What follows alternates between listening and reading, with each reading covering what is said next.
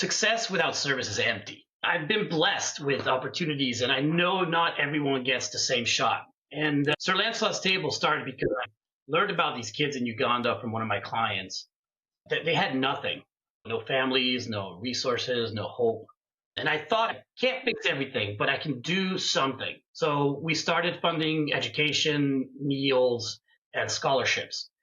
It's the same reason I'm involved in scouting and youth leadership today, because investing in the next generation is the highest ROI you'll ever get.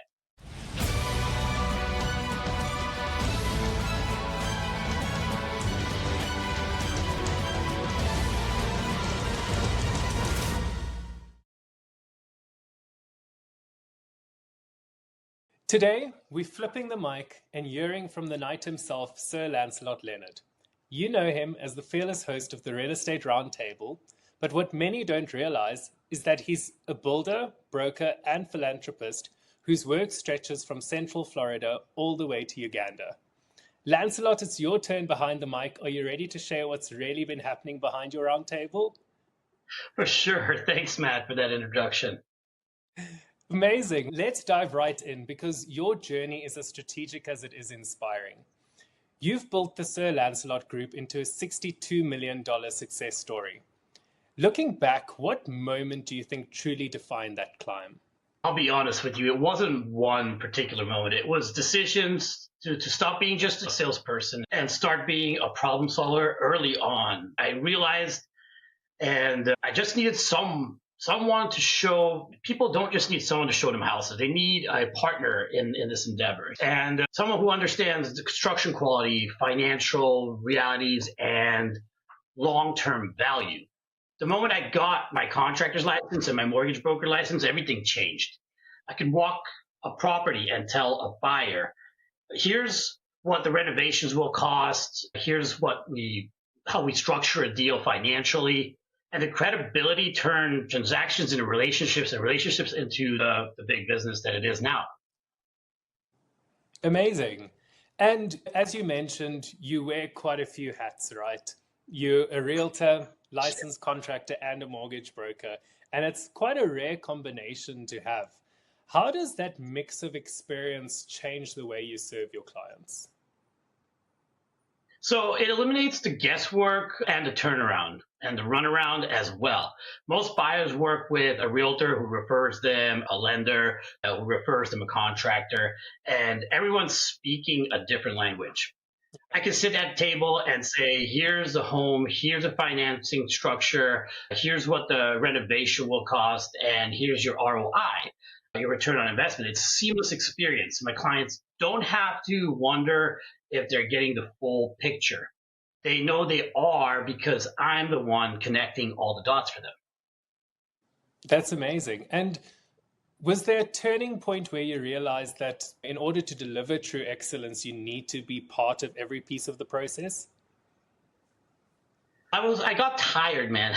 Really tired. I'm watching all my clients just settle. They find a property with potential, but the numbers didn't work because the contractor was overcharging or timelines were unrealistic.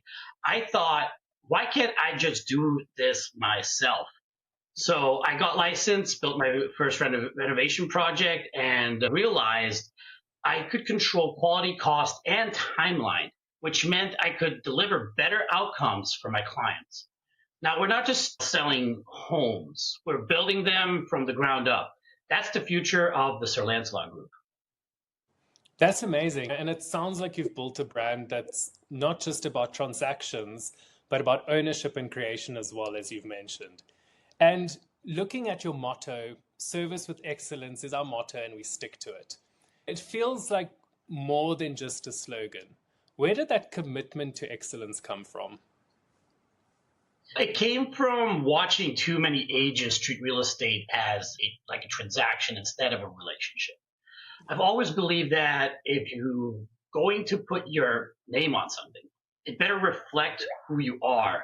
For me, that means doing above and beyond, returning calls at 9 p.m., walking a property 3 times if that's what it takes, making sure every detail is handled. Excellence isn't a marketing, but it's how we operate every single day, and our 80% retention rate proves it works. That's amazing. And not only have you gone the extra mile for your clients, but you've also gone the extra mile with your certifications as well. Luxury specialist, negotiation expert, ABR, C2EX. How have those translated into real wins for your clients? So honestly, the negotiation expert certification, because at the end of the day, it doesn't matter how beautiful the property is or how smooth the process feels. If I can negotiate the best deal for my client, I've done my job. The certification taught me how to read people, structure offers, and fight for terms that protect my client's interest. It's the skill that's closed most of my deals, and I save my clients the most money. You never negotiate right down the center. And this is a thing that a lot of people don't understand, that it's not just about the price. It's about terms. It's about fixing things. It's about all the other things that go into a deal. And that's part of the negotiation process. And most people are like, oh, let's meet them in the middle. Let's meet them in the middle. That is not the thing, because let's say my client is, I still need to sell my house. The closing got pushed 15 days. What do? You come in and you renegotiate the terms. You renegotiate to expand the contract timeline, or you negotiate different things into the process, fixing things. Something's broken, needs to be fixed to get insurance on the property. Those are also things that you're negotiating for your client. And people don't realize how much goes into that. Most people, the bottom line is the price, and that's all they look at. But there's so many other little nuances to a deal that people don't realize. That's also part of the negotiation. That's also what your realtor does for you. For a great example, I can give you this. We are basically the buffer between client and client, okay? That's why it always has to be an arm's length transaction. You have a client, and I just had a conversation with one of my clients. I see perfect value in a realtor because the clients are 90% of the time emotional about a purchase or a sale. Are heavily involved. My kids grew up here, or I built this myself, et cetera, et cetera, et cetera. So when somebody comes in with an offer and the offer doesn't suit my client's taste, he comes back at me yelling and screaming. Would you like to hear that if you were a buyer, or would you like a more mellow toned, precise answer to, we are not really comfortable with your offer. Maybe you would like to change some things around so we could be heading towards a contract. And that's one of those things that we realtors, we tone those people down to a normal level conversation where emotion doesn't really get involved, which then gives you a better stance in negotiations. Because if you're not emotional, they can't pick at that. You get what I'm saying? If you get emotional, you make decisions, and wrong decisions a lot of times. Yeah, that's very true. And you and your wife, Daria, work side by side in the business. What's that dynamic, and how do you both balance a successful business with family life as well? So that changes here and there. Currently, she's a housemaker, but a couple of years ago when we didn't have our son, she was also my buyer's agent. It's not always easy and intentional. There's not a lot intentional about it, but somehow the chemistry works really well. I focus on listings and construction and leadership. She focuses on the homemaking and the buyers usually. She helps me out with that. She really likes research, so she likes going after properties and looking up properties. I'm more of the direct contact with people. I talk to them. I'm the more outgoing one, the extrovert, and she's more the introvert. So it's kind of like a good mixture there. We've also learned to set boundaries. We take vacations multiple times in a year to recuperate ourselves. We don't have work talk a lot at dinner, no phones during family times. But the truth is, building this business together has strengthened our family. Our kids see us working as a team, serving clients with integrity and going back and giving back, giving back to community. That's the legacy we want to leave them, the kids. I think that the kids basically mirror you as they grow up. So you want to show them what you are and how you can proceed with integrity, how you can help other people as well while you're doing business. This is not about making the dollar, really. That's just the end result of it. That's really inspiring that you are both able to strike that balance as well. And it's rare to see that kind of partnership thrive both at home and in business. Going beyond business, sorry. No, yeah, I believe in that 100%, my friend. It's not, you don't see a lot of power couples doing what we're doing. We are also really conservative. Both my wife and I come from Eastern Europe. I come from Central. She comes from Eastern Europe. And we have that conservative mindset of how a family structure is supposed to be. And as much as I believe in women and empowering women, she thinks that empowering her is what she's doing now. Her being the backbone of our family and doing what she does for me day in, day out, I wouldn't be able to do what I'm doing right now without her. Like, it's impossible. That's amazing. I love that. And beyond business, you also mentioned giving back, and your story has a strong sense of purpose. You've supported orphans in Uganda, and you're involved in Scouting America. Where does that drive to give back come from? Ooh, the drive. I think since I'm an Eagle Scout, it comes from an early beginnings. I always loved doing charity and giving back, and I think it was ingrained in me. I always asked my father, who was a business owner in Hungary, and whenever the school needed new uniforms for soccer or something, I always asked him, hey, could you donate some T-shirts so we can play in the uniforms and stuff like that? And he was always happy to help us. As an Eagle Project, I helped kids in a children's hospital in Hungary. When it went around Christmas time, we gave all the kids gifts and we sang them carols, and I did it twice. And that's probably the beginning of it. But I believe that success without service is empty. And I've been blessed with opportunities, and I know not everyone gets the same shot. And Sir Lancelot's Table started because I learned about these kids in Uganda from one of my clients. They had nothing, no families, no resources, no hope. And I thought, I can't fix everything, but I can do something. So we started funding education, meals, and scholarships. It's the same reason I'm involved in scouting and youth leadership today, because investing in the next generation is the highest ROI you'll ever get. Yeah. That's amazing. Maybe tear up, sorry. You've turned business success into something much bigger, and you're using it to fuel real impact. How do you see the connection between closing deals here and changing lives somewhere else?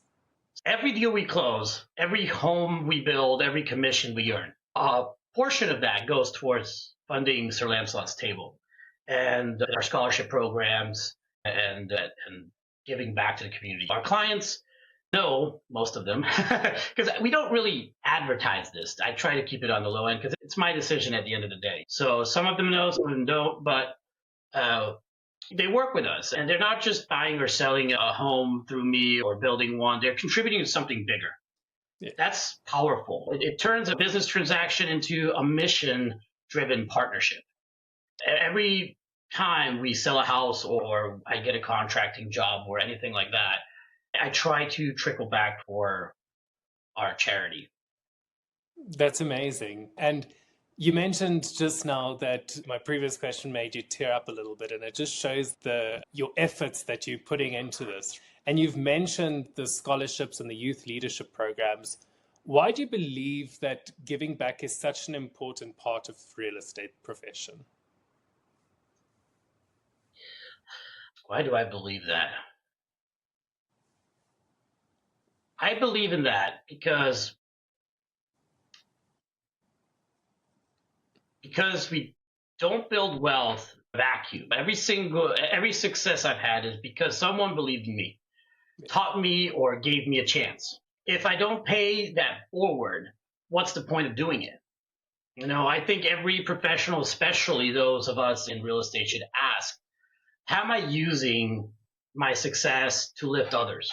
Whether it's mentoring, scholarships, or community service, we all have something to give. And honestly, it makes the work much more meaningful.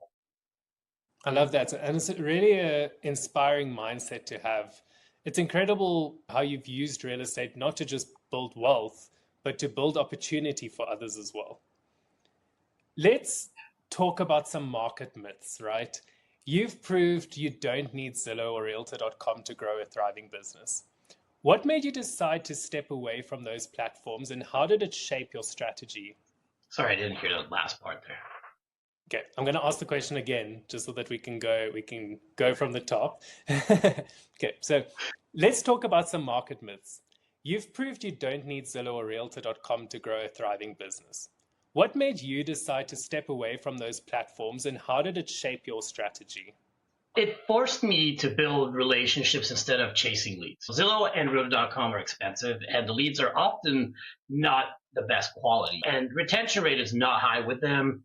They're not as loyal. When I cut those two companies out of my marketing, I doubled down on referrals, word of mouth, and platforms like Homelight and Upnest.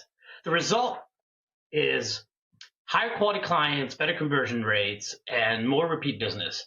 It taught me that you don't need to spend a fortune marketing. You just need to deliver exceptional service and let your clients do the marketing for you. One-on-one service is the best service, and building those relationships up is the best way of doing this. That's amazing. And you've also talked about this new 50-50 split between cash and finance buyers in 2025. What does that tell us about where the Florida market is heading? So it means the market is shifting and agents need to adapt. Cash buyers move faster, have fewer contingencies, and often win in competitive situations. But finance buyers still make up more than half the market, and they need agents who understand creative financing, negotiations, and how to structure deals that compete with the cash offers. For buyers, it means you need to work with someone who knows how to position you, whether you're paying cash or financing. Amazing. And we can tell you really trusted in your market as well, right? You've achieved an 80% client retention and 60% repeat business, which is amazing.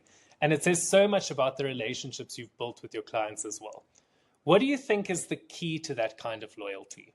So the key is to stay in touch, add value, and never, ever disappear after closing. We send market updates, postcards, magazines. We check in on birthdays and anniversaries. We treat our clients like family, not a transaction. Yeah. And when they need us again, whether it's 3 months or 3 years later, we're there. We don't disappear. Retention isn't just a strategy, it's a relationship. That's amazing. And since you're known for your work in Volusia County luxury market, what's a misconception people often have about high-end real estate there? So there's multiple things here, but people think luxury is just about price, but it's really about location and lifestyle. A 900K waterfront property in Ormond Beach or a flying community home in Port Orange isn't just expensive.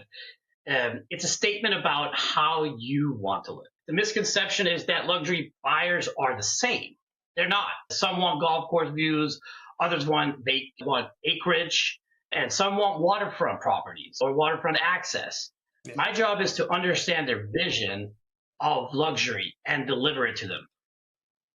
I love that. And one of your goals for 2025 was to build a team that operates smoothly without you being at the center.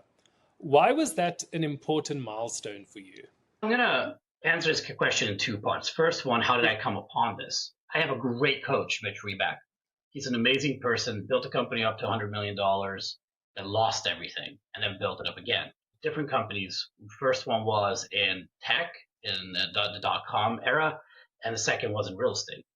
And I interviewed him on my podcast, by the way. You guys can watch it. It was a really interesting interview, and it was probably one of my longest ones. And he signed up to help me on my journey and how to become a business owner instead of just a worker in my business. And he was the one that opened my eyes on how to build a business. So that's the first part, really. And then my purpose and why am I doing it is because I want more time with my family and I want to focus on parts of the business I love most: construction, strategy, and community impact. I love giving back. It's a passion of mine. And I really want to focus on that a lot more. And with me running around as a realtor and me doing construction jobs and mortgages, that's not really feasible because you eat up all your time doing the everyday grind. But more than that, I want to build something that lasts beyond me. If the business can't run without me, then I haven't really built a business at the end of the day. I've just built another job for myself. So my goal is to create systems, train leaders, and empower my team so they can thrive independently. And they won't need me to be inside the business on the day-to-day operational perspective. Amazing. And a big part of this obviously includes a lot of delegation, right? And I know delegation can be one of the hardest lessons in leadership. What have you learned about trust and letting go while still keeping your standards high? The hardest lesson, you say. Letting go of control is the hardest lesson. I'm a perfectionist, man. And I used to think if I don't do it, it won't get done. But that's a trap, my friends. That's a trap. I've learned that delegation isn't about perfection. It's about trust.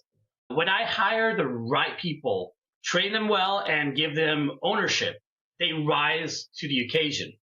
And honestly, they often do it better than I would. That's the truth, because they specialize in that. They specialize in that thing that I hired them for, that particular job. Like my ISA, Danielle, she's amazing on the phones. She's not a closer, but she's amazing on the phones and keeping up with people and doing her thing and keeping up with the paperwork, because now she's also my TC. I have David and Chris. They're amazing out in the field doing construction jobs. And I know it's like, hey, this is the job.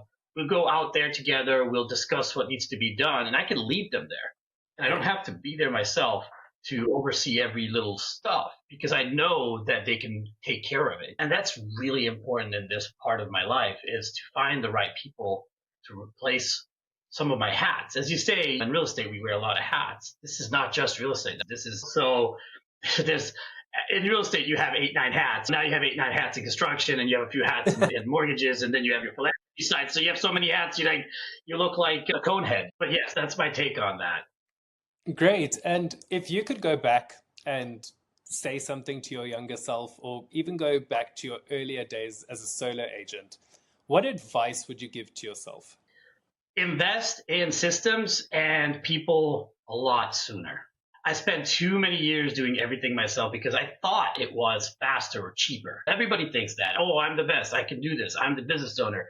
I'm the only one that can do that. Nobody else can do that. That's the misconception that a lot of solopreneurs, let's say that, have. And that mindset kept me stuck for years and years. And in the struggle, and as your family grows, as you're growing, you start feeling that struggle because you want to spend time with your kids.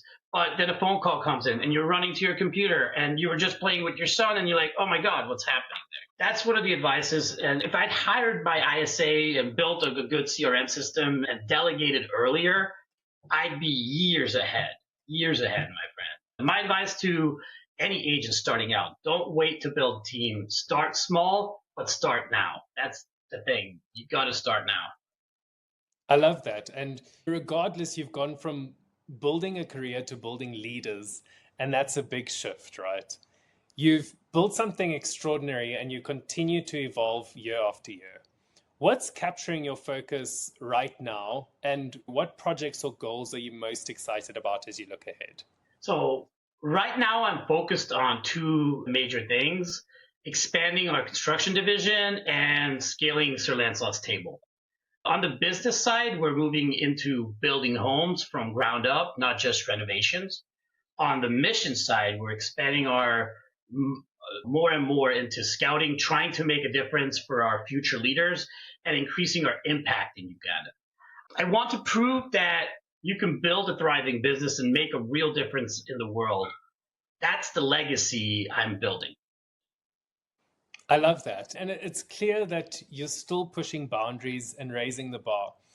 Every time you share your story, it feels like you're just getting started. Lancelot, thank you for opening up and sharing your journey. I think a lot of people listening will walk away inspired by how you've turned vision into legacy and how you continue to lead with service and purpose. let's keep building, because I have a feeling your next chapter might just be the biggest one yet. Hey, and Matt, you guys are a big part of this. You know that. And Icons, real estate agent Icons, you guys help me a lot in realizing a lot of things because you connect me with people day in, day out that I get to interview here, and I get to learn so much from every single interview. And it's growing me as a person as well, and growing me as a business owner. Thanks for that, Lancelot. Thank you, guys. We're here to support you, and we appreciate you too. And we just want the success both for your business and for your podcast as well. Thank you, Matt. Appreciate it.